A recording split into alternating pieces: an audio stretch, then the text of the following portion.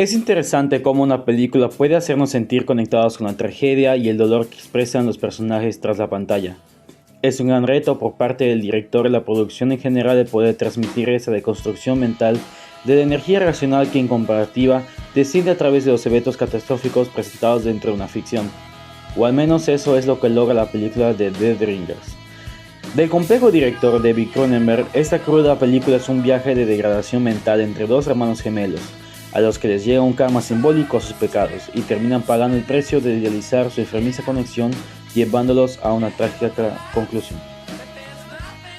Esta obra de 1988 puede resultar extrañamente bonita para algunos, quizás una alegoría al narcisismo o simplemente una carta de amor a la hermandad, pero fuera de toda interpretación personal, es innegable la compleja deconstrucción mental que reflejan los personajes del espectador, de modo que el objetivo reflexivo a continuación datará de reconocer estos patrones o elementos visuales y narrativos y de cómo esos logran cautivar a la audiencia, logrando esa incomodidad digna de cualquier película de suspenso y hasta de terror, aunado a la confirmación de cómo nosotros como humanos empatizamos a estos o a cualquier personaje de ficción que psicoanalíticamente nos concebimos en ellos. La premisa abordada data del sentido que debemos adquirir a los elementos visuales y secuenciales que la película nos transmite, y de cómo psicológicamente logramos como espectadores comprender o sentir tales emociones de crudeza, comenzando principalmente con la necesidad de señalar o recordar que el director de esta película, David Cronenberg, es un maestro del cine del terror corporal y un excelente referente de suspenso emocional, quien comenzó con películas de terror viscerales tales como The Brood, The Shivers y The Fly.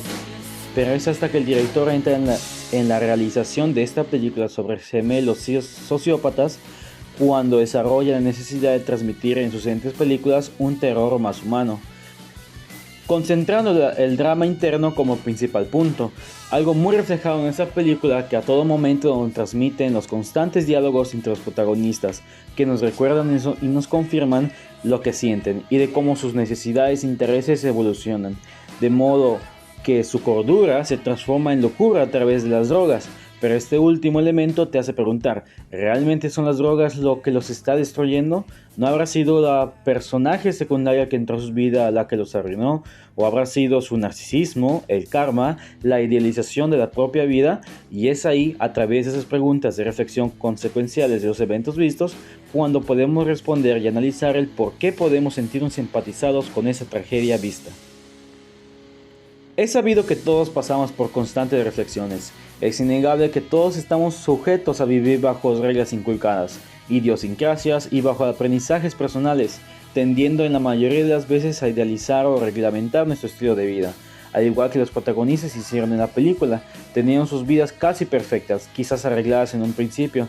La película se encarga de mostrarnos su galante y metódica agenda. Su ordenada forma de vivir de los gemelos es gracias a sus propios méritos, o al menos eso es lo que ellos creen, que todo lo que tienen es merecido. ¿Y cuándo tendrán un merecido por los malos méritos que hacen? Engañar o abusar de las mujeres sin ningún escrúpulo es algo incómodo de ver, y resulta interesante que para todo existe un punto de inflexión. Es cuando el gemelo más tímido se replantea esas acciones y dispone de moral, que todo se va al caño. Y aquí la pregunta es, ¿de cierta forma no es así nuestra vida? La empatía del espectador no yace hacia el valor material o famoso que los protagonistas tienen, sino en la creencia de tener una vida establecida. Así soy yo, es mi vida, es lo que aprendí, es algo que uno con una vida quizás idealizada o reglamentada ha establecido. Y claro, nadie quiere perder, nadie quiere recibir ningún tipo de karma. Y eso es lo que esta película hace, nos muestra esa transición y destrucción de todos aquellos méritos que los protagonistas habían adquirido. Y eso es algo que nos causa coraje como espectadores, ver cómo todo lo que lograron es destruido por ellos mismos y sus pecados, siendo las escenas finales caracterizadas con un atrezo más sucio y desarreglado. Sigmund Freud estableció cómo las necesidades humanas restringidas terminan por destruir o reconstruir la moral de una persona a través de cierta catarsis o de algún evento traumático que nos ocasiona un aprendizaje fuerte de la percepción que tenemos, siendo este positivo o negativo o llevándonos tanto a una mejora como a nuestra propia autodestrucción. La película logra transmitir cómo esas necesidades terminan por devastar los gemelos.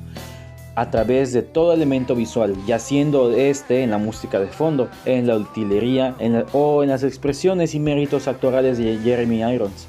Todo elemento cinematográfico que produce ese suspenso característico del director nos hace conectar psicológicamente con aquella deteriorización mental propuesta. Realmente no existe el karma como un medio espiritual o como un ángel justiciero idealizado, simplemente existen las consecuencias. Sean nuestros méritos buenos o malos, hay que entender que hasta para nuestros pecados, aunque ocultos estén, tendrán una consecuencia en algún momento, ya sea pública o interna. Y a menos que la luz de nuestra vida se apague antes del tiempo, en algún momento viviremos esa consecuencia, y claro, nadie quiere vivirla, nadie quiere ser castigado. Cuando cometemos un error tememos a la consecuencia, al castigo. Un gran ejemplo y causante de esto podría ser la doctrina religiosa inculcada o de reconocimiento general. Si pecas, te vas al infierno. Es una idea que da miedo cuando reflexionamos sobre lo que significa. La película de Dead Ringer se trata de eso, de cómo le llega la justicia a unos gemelos sociópatas que creían tenerlo todo. Nos enseña que hasta personas con estudio, dinero, reconocimientos y con un estilo de vida mejor pueden ser destruidos por sus malas acciones. ¿Qué nos espera a nosotros los mortales?, diría un espectador con un autoconocimiento rebajado y humildemente honesto. Y eso es lo que la película nos muestra, que todos somos mortales. El terror proyectado por Cronenberg en proyectos anteriores eran fantásticos y monstruosos. ¿Cuándo termina la vida? Cuando llegan unos niños mutantes a comerte como en The Brood, o cuando te conviertes en mosca como en The Fly.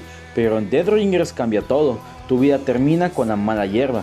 Analógicamente, los protagonistas gozaban de un jardín precioso, que poco a poco fue consumido y contaminado por mala hierba, y en vez de arrancarla de raíz, dejaron que ésta siguiera expandiéndose, terminando ellos como los contaminados. El final de la película nos muestra de forma simbólica y profunda esta consecuencia, con los hermanos abrazados como uno solo, muriendo uno por el otro, y el último causa de la muerte del primero. A pesar de no empatizar con las acciones iniciales de los personajes al comienzo de la película, al final nos da coraje ver los muertos. Es incluso incómodo para los espectadores ver aquella conclusión a pesar de todo lo que no compartíamos con ellos, porque el director se concentró demasiado en hacernos conectar con ellos, en mostrarnos ese deterioro moral y descenso hacia la locura, para finalmente hacernos sentir que incluso nosotros podríamos terminar con aquel karma que hemos idealizado o estructurado, ese miedo a perder todo lo que hemos construido, o ese miedo a que nuestros errores, equivocaciones, pecados o demonios internos nos cobren factura.